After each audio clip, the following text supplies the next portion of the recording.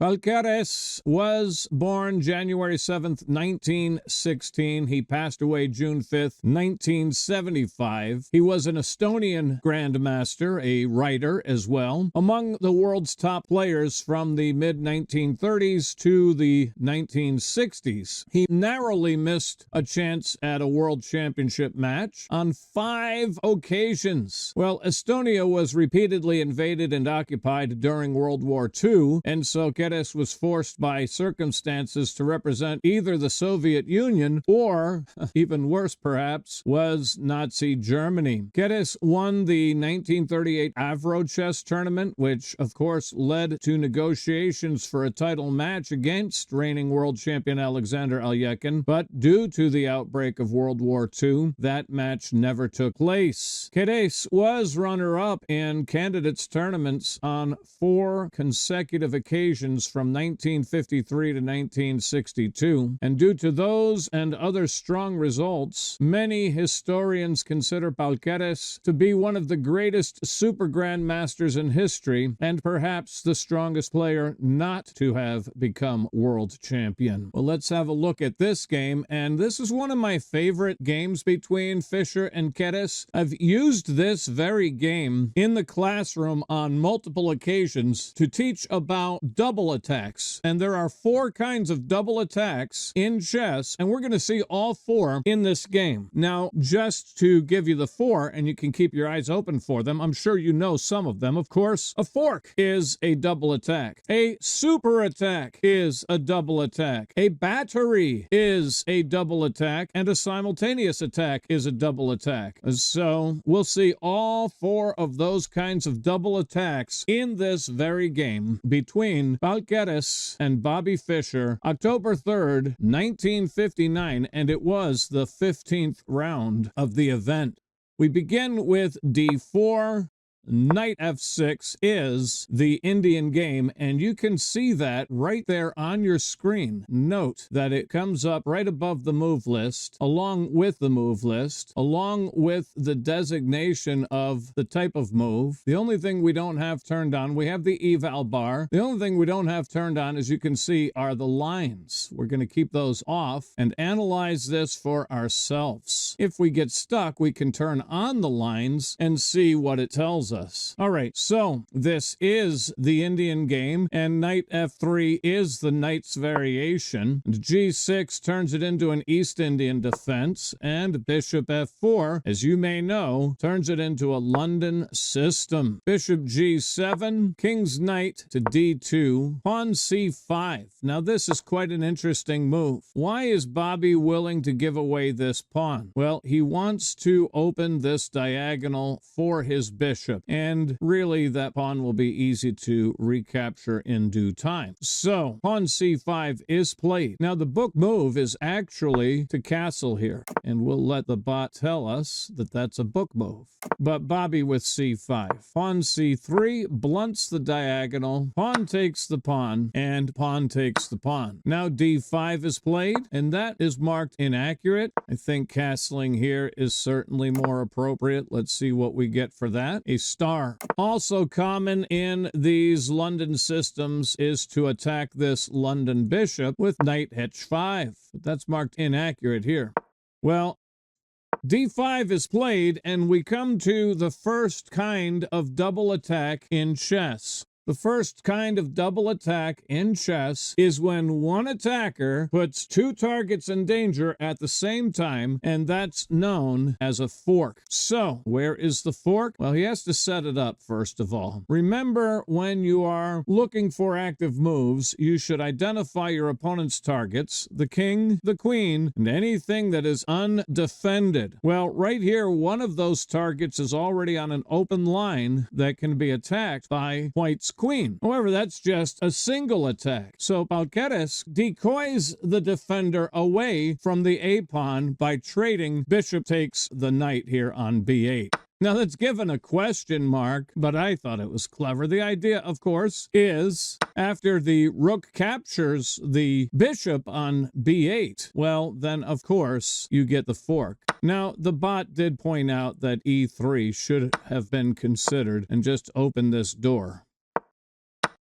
But bishop takes knight was played, rook takes bishop was played, and queen to a4, forking the king and the a-man was played. After bishop d7, blocking the check, then the pawn is captured on a7. Knight to e4 is played, pawn to e3, knight takes the knight. We want to get our king castled, as does our opponent. And speaking of castling, you don't want to capture this with your king, because then you won't be able to castle. You want to capture it with your knight, and of course, that's exactly what Keres does here. He captures, leave it to the bot to contradict me. Okay, well, the bot says it's better to not be able to castle. I don't understand that. Pawn e5, and Bobby wants to open this line up still. He should get castled himself. Now knight b3 defends the pawn. The bot says go knight f3. I personally like getting rid of this pawn, even though it means allowing this bishop a free run. The problem is that diagonal is opening one way or the other. So since it's opening anyway, you might as well maintain some structural integrity. So take the pawn to prevent him from taking you on d4. Okay, Keres went with knight b3, and now we get castles. The bot recommending this, but again, with your king in the center, you don't want to open up lines to your king, so it's hard to argue with that move unless your name is Ficklebot. Now queen c5 was played, and that gets a question mark. I'm not sure why. This controls the b5 square, and it's a good move. I'm not real clear on why that's being criticized. Rook c8 hits the queen, and then queen b4, attacking the b-man. Do not play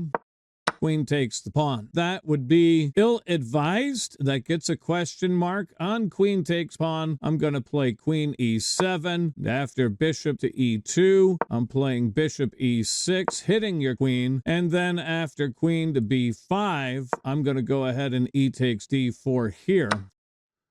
You should castle here. Do not play e takes d4 because you're opening yourself to an attack, and bishop c4 hits the queen, hits the pinned bishop, and that's going to be winning. Likewise, you don't want to take this with the knight for the same reason. Bada bing, bada boom, and you get the same thing. It's just different. All right, so after this move, after e takes d4, I want to castle here. And the problem for white is he's left with an isolated pawn. All right, now we can go back. So for that reason, queen to b4 is the best move, heating up the b-man. Now rook e8 lines up with the king. He wants to open this file to his opponent's king. And speaking of an uncastled king, he's really going to be sorry that his king is stuck in the center here. So with rook on e8, white has to be concerned about e takes d4. This is a real strong move. Much more complex is a move like rook c2, because on rook c2, even though it gets a star, you're going to get, no, he has to play d takes e5. No, it doesn't have to play d takes e5. I guess that's a mistake after all. I had it right the first time. Put the bishop up there. Well, the thing is, I'm capturing here. Knight d4 hitting the rook. Bishop takes the knight. Queen takes the bishop. Queen a5 gives check. And I'm really exploiting the uncastled king. If e4, then queen a3. Come back. So rook c2 playable, but very complicated. Rook e8 is the move. Now bishop to e2. Now e takes d4. And this is lovely. It gets a question mark. Interesting. I guess rook c2 now would be the move. Now's the time to play rook c2. No? Because now bishop d3. No, because I'll take the pawn. The bot calling for this to hit the G-man. Well, bishop e2, I like Bobby's move because we're exploiting the uncastled king, aren't we? So you can't take this with the pawn and move into a pin. That would be ill-advised. So knight takes queen h4 here. That creates a pin on the knight, a soft pin. I say soft because the knight can come to c2 and defend while discovering an attack on the queen. So there's that. But it is a super attack. And Bobby's entire idea, his entire focus is this piece relationship. He wants to open this file for his rook. So he's willing to play bishop takes knight, and on queen takes bishop, queen takes queen, and pawn takes queen, and mission accomplished, we get a hit on the king. That's the idea of queen h4. Paul does finally pick up this pawn, and that attacks this undefended bishop right here. Bishop does take the knight, and now queen takes the bishop. Bishop takes the pawn, hitting the rook. Delicious. Rook d1. Now this is a super attack, isn't it? Another kind of double attack. We've got one attacker. We've got two attackers, both aiming at the d-man. Bishop c3 check, and he never did get to castle, did he? King f1, pawn d4, still trying to open this file. And finally he succeeds because e takes d4 has to be played. Pawn takes the pawn, queen to e4, battery attacking the bishop. You cannot play the bishop to b5 or anywhere. The bishop is terminally pinned because check takes checkmate defended by the bishop.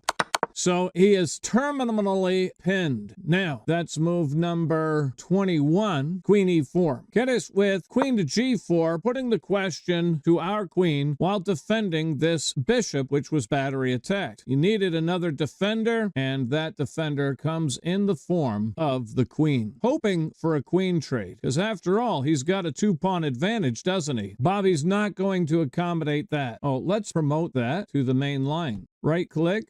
Promote. All right, so queen g4 was played, and after queen g4, we get queen c2. Now that is a threat against this rook because of the same terminal pin that we have against the e1 square. So quite a threat indeed. For example, let's do a nothing move to illustrate why that's a threat.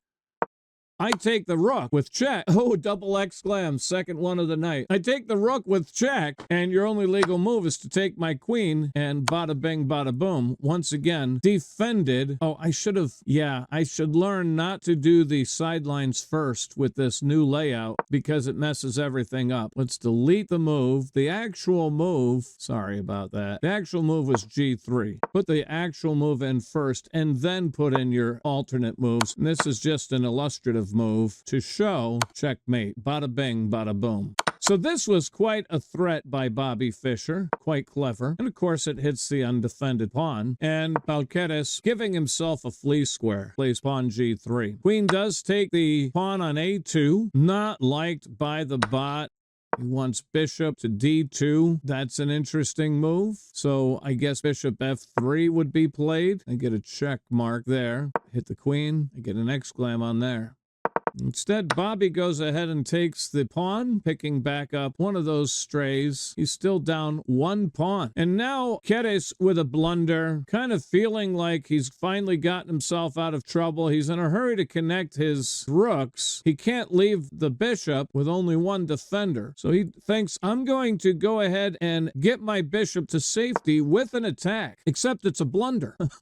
Happen blunder pants. And why is it a blunder? Well, let's take a look at the king, the queen, and the undefended pieces. Let me mark them in yellow. And you'll note that you can fork two of these four targets. Remember, a fork is when one attacker puts two targets in danger at the same time. And who sees the fork? I know you all do. Who wants to chime in and tell me the fork? Really, I should quickly say, you can see the green arrow there. If he would have played here, he would have been perfectly fine. He would have accomplished his task of getting his bishop to safety, and he would have been, well, look at the eval bar. It's dead center, isn't it? But by now, you should have noted the fork. There's the undefended rook, king, queen, and undefended bishop. And yes, the fork is queen to d5, hitting the bishop and hitting the rook simultaneously.